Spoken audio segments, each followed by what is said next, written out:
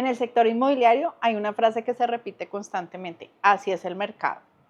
Pero yo creo algo diferente. ¿Ustedes se acuerdan cuando los teléfonos eran de teclitas? Que no creíamos que podíamos utilizar un teléfono sin teclas y solamente teclear en la pantalla.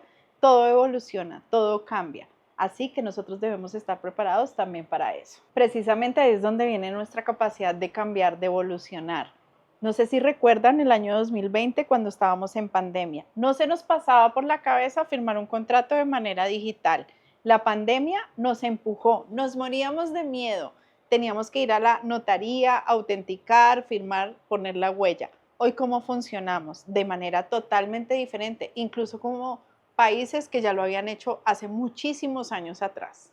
En este momento es donde encontramos dos tipos de profesionales completamente diferentes, y no solamente en el sector inmobiliario, lo vemos a muchos niveles de la profesión. Hay personas que se quedan en su estado, en lo que aprendieron y en lo que creen que eso no va a cambiar jamás. Y hay otras que evolucionan, que crean diferentes alternativas, que crean diferentes estrategias, incluso que crean nuevas tecnologías. Que nos íbamos a imaginar hace unos años que la inteligencia artificial iba a ser tan potente como la tenemos ahora. A algunas personas les da miedo, no la quieren utilizar, dicen que ellas pueden pensar por sí mismas y analizar por sí mismas. La inteligencia artificial no nos limita a que no pensemos y no analicemos por sí mismos, simplemente nos da un empujón para ayudarnos en tareas operativas que no necesariamente tenemos que estar haciendo cuando de pronto un robot, una máquina las puede hacer, y nosotros podernos dedicar a conectar, a asesorar, a escuchar, que eso es lo que realmente están necesitando hoy en día nuestros clientes. Uno de los procesos que nosotros implementamos dentro de la organización es que todo, absolutamente todo, quede por escrito. Puede pasar el tiempo y que empecemos a decir: es que tú me dijiste, no es que tú me dijiste lo otro. Dejemos por escrito. No hay nada más importante que la trazabilidad en un proceso, y el negocio inmobiliario, más que de inmuebles, se trata de personas, y con las personas debemos dejar claros los procesos, los acuerdos, todo lo que pactamos desde un inicio para después evitar confusiones. A veces son relaciones de largo tiempo, sobre todo cuando hablamos en arrendamientos. A veces las personas nos dicen: es que yo pensé que tú tal cosa. No, ¿qué es lo que acordamos? ¿Qué es lo que dejamos por escrito? Así que para eso también tenemos la tecnología, nos puede facilitar un montón las cosas. Podemos hacer acuerdos de manera digital, redactar un correo, autorizar una rebaja de precio. No lo olvides nunca, porque después va a ser tu palabra contra la de la otra persona. Y tengan esto en cuenta: esto no se trata de desconfianza, se trata de una relación comercial, y cualquier relación comercial debe dejar todo por escrito. Les pongo un ejemplo: el de los inventarios de los inmuebles. Después llega un arrendatario, después de 2 o 3 años de haber habitado el inmueble, y te puede decir: es que ustedes me entregaron eso así, yo por eso nunca lo notifiqué, nunca lo hablé. Por eso es tan importante, pero tan, dejarlo absolutamente todo por escrito, y no aplica únicamente para relaciones comerciales, aplica para todo. Por eso cuando muchos propietarios vienen y me dicen: solo necesito que me consigas un arrendatario, me parece súper peligroso eso que nos están solicitando, porque no es solamente conseguir un arrendatario, no es solamente que tú garantices el pago de tu renta mensual, o quizá no, quizá el arrendatario te deje de pagar en algún momento. Es conservar tu patrimonio, es conservar el estado de tu inmueble, es conservar lo que has construido por años y que te ha costado tanto dinero. Por eso es que somos tan enfáticos y tan juiciosos en los procesos que hay que llevar, tanto para arriendo como para venta. Cuando en mi empresa hay momentos complejos, que las palabras se contradicen, las frases se contradicen, cuando entra el que ustedes me dijeron, es que ustedes no me dijeron esto, aquí lo que prima es la estructura, el procedimiento, y dejar todo por escrito. Lo que no está por escrito no existe. Y cuando hablamos de la eficiencia de las organizaciones, hay que tomar decisiones que no siempre son las más favorables para las personas, pero sí siempre para la organización, y que al final terminan beneficiando a las personas. ¿Por qué yo eliminé las comisiones sobre las ventas, sobre los negocios, o el salario variable? Es por la sencilla razón de que una mente que quiere prestar un excelente servicio, un servicio extraordinario, fuera del ordinario, no puede estar pensando en prestarlo porque va a ganar más. Más bien, las empresas deberíamos buscar cuál es ese mínimo de ingreso que debería tener una persona de acuerdo a sus capacidades, a su experiencia, o si hay que formarla desde cero para poder garantizar con lo que vaya a estar tranquila y no estar pensando en que si hago más negocios voy a ganar más y solo por eso voy a prestar un buen servicio. El servicio incondicional no se negocia con la prestación. El servicio incondicional no se debería negociar en cuánto recibo o cuánto dejo de recibir. Entonces, si dejo de recibir, no doy un buen servicio, pero si recibo más, doy un mejor servicio, creo que eso no debería estar atado a eso. Les tengo que decir algo. Desde que yo implementé un salario básico sin comisiones, sin salario variable, empezamos a gestionar todo de manera completamente diferente. Obviamente, garantizando ese ingreso mínimo que requería la persona, de acuerdo a sus conocimientos, capacidades, etcétera. Pero ya no se ata a que te doy un buen servicio a un cliente porque voy a ganar, o le presto un servicio a la empresa porque voy a ganar más. Es totalmente todo lo contrario. El dinero termina siendo el resultado de un proceso muy bien hecho. Y créanme, todos los agentes inmobiliarios en Colombia, empresas inmobiliarias en Colombia, gerentes, el dinero termina siendo un resultado de un proceso bien hecho. Lo que pasa es que lo confundimos con la causa por la cual deberíamos hacer algo, pero realmente es el resultado. Deberíamos preocuparnos más por el proceso, por salir a ofrecer el mejor servicio y no preocuparnos tanto por vender. Por eso en este sector inmobiliario es que insisto tanto. Hay que conocer primero las expectativas, necesidades del propietario. Si nosotros estamos en la capacidad de cumplir esas expectativas y necesidades, si no estamos en la capacidad, lo mejor es que nos hagamos a un lado. Después de conocer todas las expectativas y necesidades del propietario, conocer en detalle la propiedad, hacerle un muy buen diagnóstico, un muy buen estudio de mercado, saber a quién va dirigida, cómo la vamos a comercializar, cuál es la narrativa que vamos a usar, qué tipo de piezas publicitarias vamos a hacer. Porque sin lo primero, sin conocer muy bien al propietario, sus expectativas, sus sentimientos, sus emociones al respecto, por más que conozcamos muy bien la propiedad, no vamos a avanzar absolutamente en nada. Y aquí tienen que poner mucha atención. ¿Qué es lo que debe hacer un agente inmobiliario o una empresa inmobiliaria antes de sacar un inmueble al mercado? Y que yo creería, en mi opinión, que más del 90% se salta, es un análisis comparativo profesional de la propiedad.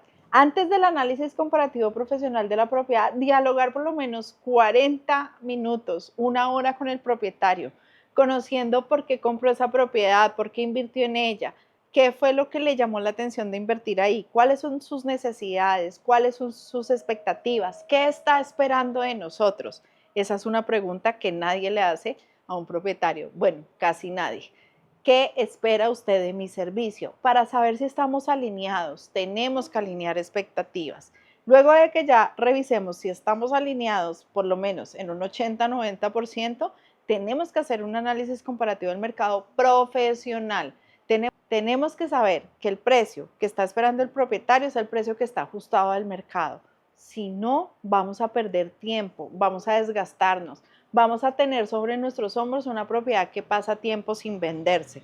Pero el análisis comparativo del mercado no es suficiente. No todas las propiedades se comercializan de la misma manera. Las propiedades necesitan definir quién es el comprador, qué hace, dónde vive, con quién vive, cuáles son sus gustos, cuáles son sus hobbies, qué capacidad de ingresos tiene. No todas las propiedades se aplican para el mismo comprador. Por eso es tan importante definir si mi propiedad debe ir a portales, si mi propiedad requiere un aviso en ventana, si mi propiedad requiere una campaña especializada, si mi propiedad requiere un brochure de lujo, si mi propiedad requiere piezas especializadas que yo entregue en la ciclovía, en un parque, o quizá si mi propiedad requiere que haga un open house. Todo depende de la calificación que yo haga de ese posible comprador, de las características de la propiedad y del precio al que vaya a salir al mercado.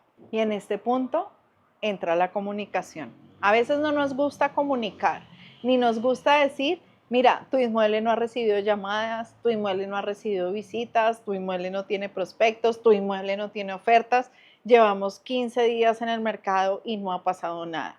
Creo que en ese momento, más que enviar un frío correo o un frío WhatsApp de decir lo tenemos publicado pero no ha pasado nada, tienes que invitar a tu propietario a un café, a una copa de vino incluso, y decirle lo que realmente está pasando.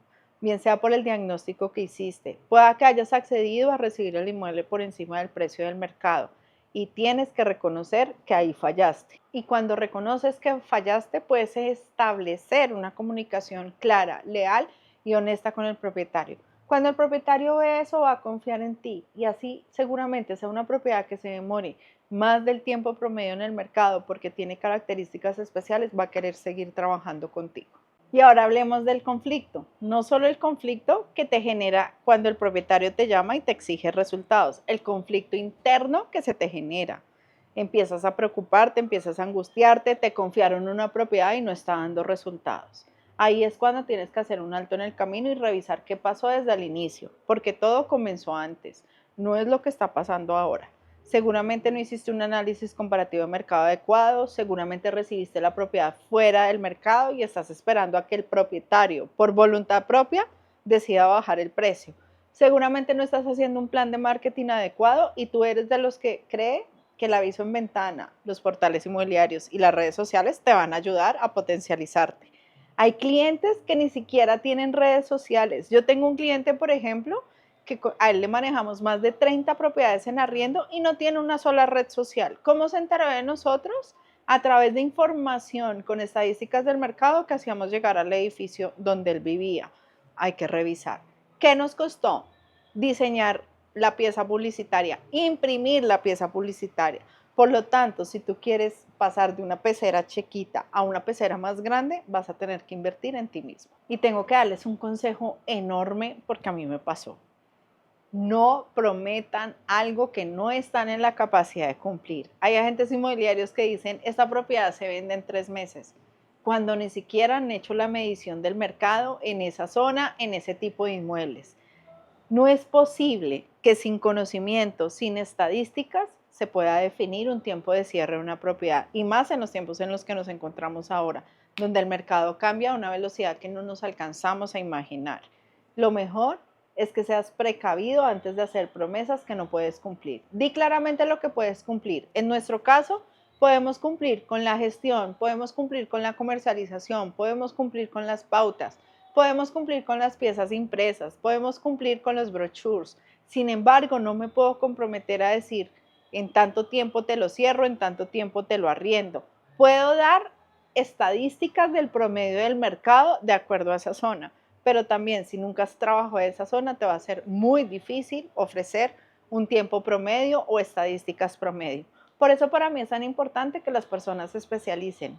Y siempre lo digo, ¿quién gana más? ¿El médico general o el médico especialista? Para cerrar y concluir todo lo que les acabo de decir, esto no se trata de suerte, de decir, ay, yo puse el aviso en ventana, me llamaron y cerré. Seguramente sea tu primer negocio, pero esto no funciona así. Tienes que tener estructura, tienes que tener sistema, tienes que tener tecnología, tienes que tener para mí 3 personas básicas dentro de tu equipo de trabajo: contador, abogado y empresa de marketing, porque sin eso te vas a volver un 8. Vas a enredarte mucho tratando de investigar cómo funciona tributariamente un tema, cómo funciona legalmente un tema y qué tengo que hacer. ¿Será que me siento a grabar o será que me siento a hacer marketing directamente yo solo, a diseñar las piezas yo solo, a ejecutar yo solo? Yo creo que la gente de éxito sabe pedir ayuda, pero pues esa ayuda vale y hay que contratarla. Te agradezco mucho que hayas llegado hasta acá. Si llegaste hasta acá es porque realmente te ha interesado el tema y quieres subir de nivel. Te voy a pedir que nos escribas de qué otro tema quieres que hablemos, qué otro tema quieres que profundicemos y con mucho gusto lo haremos en otro episodio. Te esperamos.